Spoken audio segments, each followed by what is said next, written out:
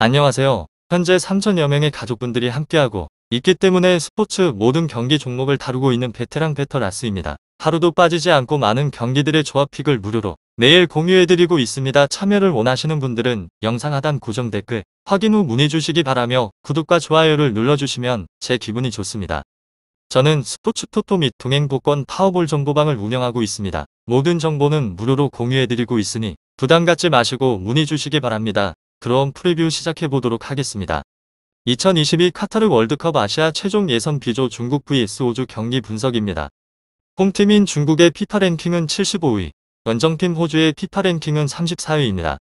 카타르 월드컵 아시아 최종 예선은 2위가 월드컵 본선에 진출하고 3위는 월드컵 본선 진출권이 걸린 플레이오프를 거쳐야 합니다. 현재 중국은 오전 1승 1무 3패로 승점 4점, 5위의 자리에 있으며 호주는 오전 3승 1무 1패로 승점 10점, 2위의 자리에 있습니다.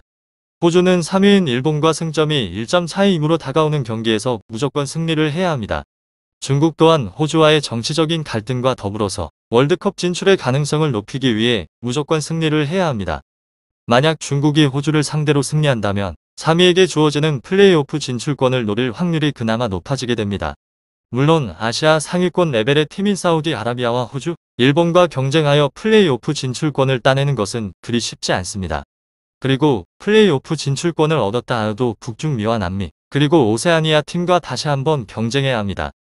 동아시아와 남미 팀의 레벨 차이를 고려했을 때 아시아 최강팀인 한국이나 일본, 호주 또한 승리를 장담하기가 어렵습니다. 호주 또한 이를 알고 있기 때문에 월드컵 본선 진출 안정권에 머물려면 중국을 강대로 무조건 승리해야 합니다. 호주는 사우디아라비아를 상대로 승리하지 못하고 승점 1점을 얻는 것에 만족해야 했습니다. 그리고 일본은 현재 2연승을 달리면서 호주와의 승점 차이를 1점으로 좁혔습니다.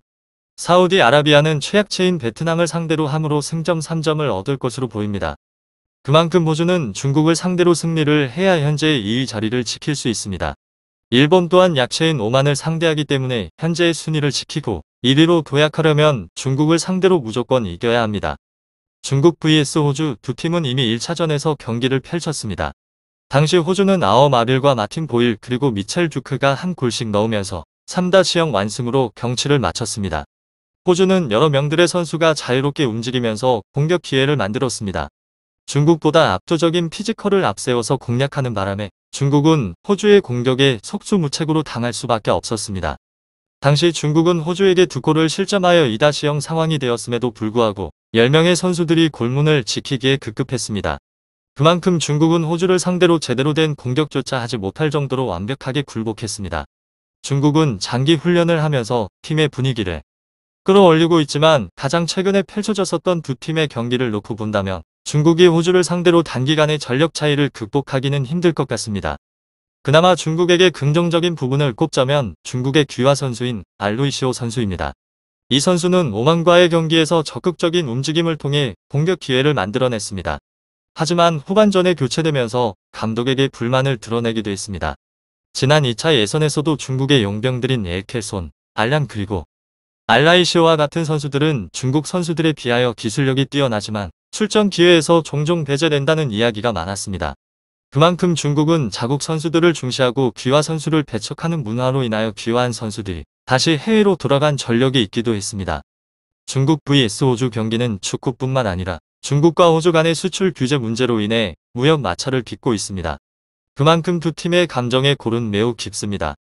중국은 호주를 상대로 매우 강력하게 몰아붙일 마음은 갖춰져 있으나 호주의 전력을 놓고 보면 오히려 밀릴 것으로 보입니다. 현재 아시아 최종 예선에서 중국의 전력은 베트남을 제외하면 상위권이라 할 수 없습니다. 오만을 상대로 가까스로 무승부를 기록했지만 중국의 가장 큰 문제는 중국입니다. 그나마 우레이 선수의 득점을 기대해 볼 수 있으나 수비력에서도 매우 부진한 모습을 보이고 있습니다. 특히 사우디아라비아와의 경기에서도 중원이 크게 밀리면서 많은 기회를 내주기도 했습니다. 현재 중국은 우레이, 장윤임 선수를 제외하면 골을 넣을 수 있을 만한 선수가 없습니다. 그리고 호주와의 신체적인 부분에서도 크게 앞서기 어려워 보입니다. 호주의 가장 큰 장점은 뛰어난 피지컬을 앞세운 세트플레이입니다. 그러나 최근 아시아 최종 예선에서 호주의 득점력은 다소 떨어지고 있습니다. 4-4- 포메이션을 통하여 측면에서 크로스를 올리거나 세트플레이 상황에서 골을 만들어낼 것으로 보입니다. 호주는 중국에 비하여 피지컬이 좋고 점유율도 높게 가져갈 수 있는 기술력을 갖고 있습니다. 물론 중국은 우레이를 활용한 역습 축구를 할 수 있습니다. 그러나 중국의 공격과 수비의 밸런스가 제대로 갖춰지지 않았다는 점을 고려한다면 아직까지 호주의 벽을 넘기에는 어려워 보입니다. 현재 중국의 월드컵 본선 진출은 사실상 불가능합니다. 홈이라는 이점이 있지만 전력의 열세를 뒤집을 수 있을지는 아직까지 의구심이 자리하고 있습니다.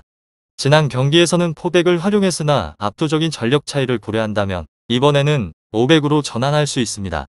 중국의 가장 큰 문제는 수비 조직력이 안정적이지 않다는 것입니다.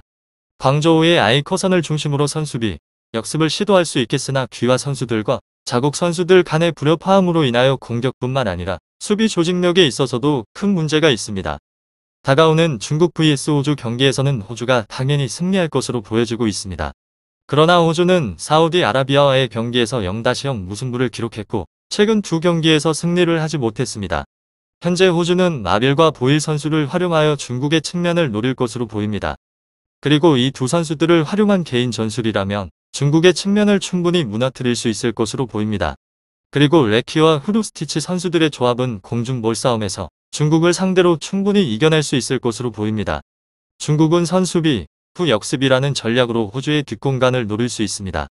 그러나 중국이 보여주고 있는 불협화음과 수비에서 공격으로 전환되는 역습의 효율은 매우 떨어집니다. 그래서 중국은 호주에게 쉽게 골을 허용하지 않을 것으로 보입니다. 중국 vs 호주는 전력 차이가 매우 큽니다. 중국은 홈이라는 이점을 안고 있음에도 불구하고 수비 중심의 축구를 할 것으로 보입니다. 더 나아가 측면의 열세를 계속 노출할 것이며 호주는 신체적인 우위를 바탕으로 측면과 세트플레이 상황에서 공격의 기회를 쉽게 창출할 수 있을 것으로 보입니다. 중국이 안고 있는 조직력 문제로 인하여 호주와의 전력 차이를 극복하기 어려워 보입니다.